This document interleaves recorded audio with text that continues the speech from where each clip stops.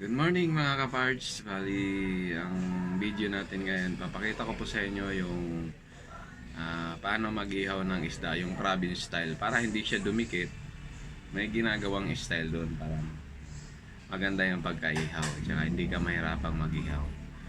Alam na to, no? Mga nasa probinsya, siguro. Ito, panoorin na lang po natin. Maraming salamat.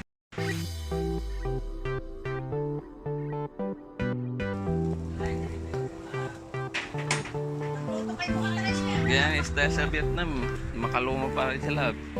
Iniibit na makawayan pag-ihaw.